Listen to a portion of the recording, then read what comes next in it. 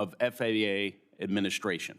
So I look forward to hearing from and confirming him, and then working with him on ways we can increase safety, efficiency, and innovation in our aviation ecosystem. Mr. Chairman. Thank you. I now recognize Mr. Bedford for his opening statement and to introduce his beautiful family that is behind him. Well, thank you, Mr. Chairman. It is my pleasure to introduce my family. I'm so blessed that they were able to be here with me. My wife, Maria, my spouse for 35 years, best friend, and you gave me credit for raising 9 kids. She deserves all the credit for that.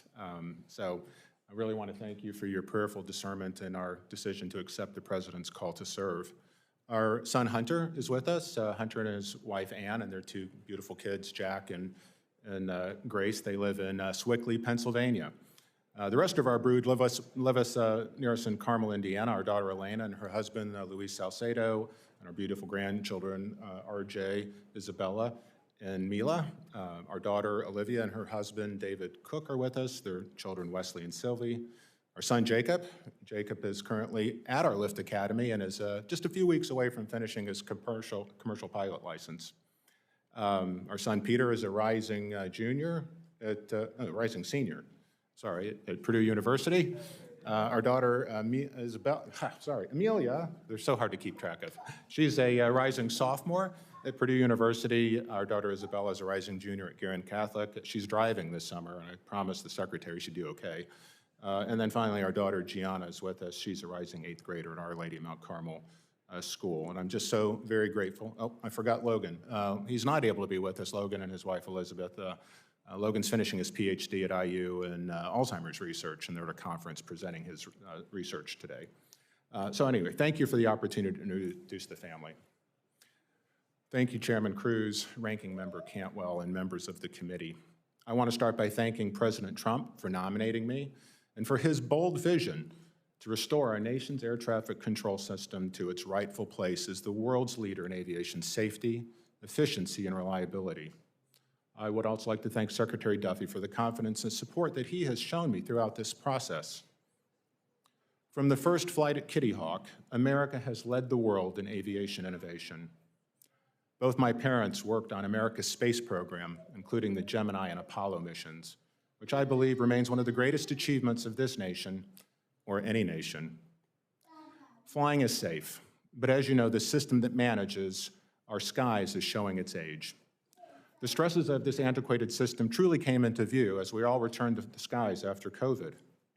Chronic understaffing, controller fatigue, outdated facilities and telecommunications technology has placed a significant strain on the men and women at the FAA, and it has absolutely frustrated travelers with excessive delays and cancellations, and has caused the public to question whether it's truly safe to fly. The most tragic example, of course, was the chain of events that led to the loss on January 29th of 67 lives. I continue to pray for the families of the victims of that tragedy. They suffered an unimaginable loss. In our 24-hour news cycle,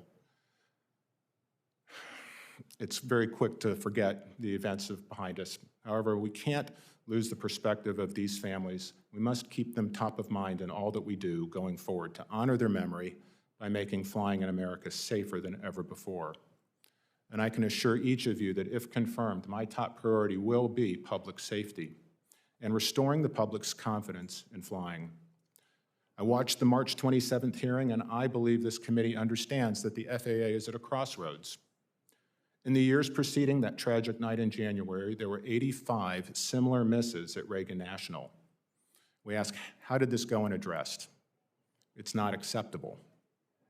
Failure to recognize and mitigate this risk was an oversight of the FAA's safety management system.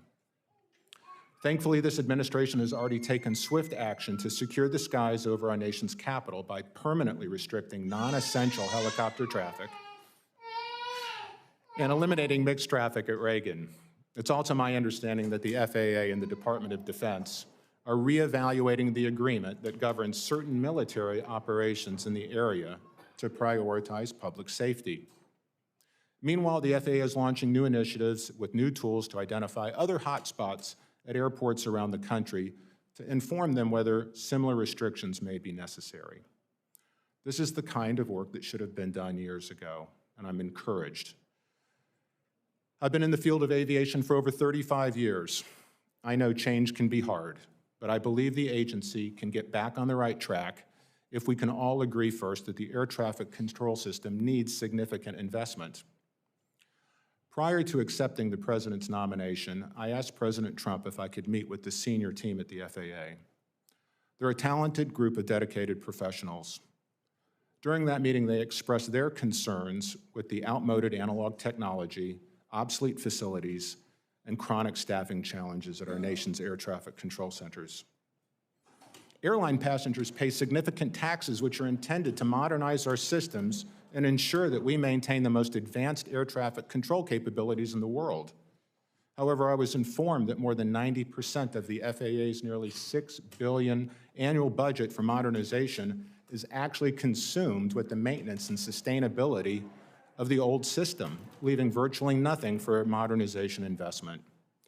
President Trump has provided us with the right vision. Secretary Duffy and the team have been working diligently on defining the plan and the workforce surge. And if confirmed, I will work closely with this committee to articulate our strategy and to competently execute the plan. I'll work closely with the professional men and women at the FAA to provide the leadership that is necessary to execute the President's vision to build a new, best-in-class air traffic control system and to rectify the chronic understaffing at our nation's air centers. However, to accomplish this, I hope we can agree we can't repeat the mistakes of the past. We can't accept half measures. In closing, it's equally important to me to reinvigorate the safety culture at the FAA, to become proactive and fully invested in a vibrant SMS culture. I seek transparency, frequent communication, and radical accountability to rebuild the trust among our FAA workforce and with all of our aviation stakeholders. I hope today we can show this will be a bipartisan effort, a shared commitment to restoring uncompromising safety, fidelity, and reliability to our national airspace system. Together, we can design and build a new system which will allow the emergence of new technologies such as drones and advanced air mobility aircraft to be safely introduced into our NAS and to usher in a new era of innovation and opportunity for American aviation. Should the Senate choose to confirm me as the next FAA administrator, I pledge to work collaboratively and transparently with this committee to communicate frequently and candidly about the agency's challenges and our strategy to overcome them. But most importantly, I pledge to uphold the sacred trust placed in us by the American people.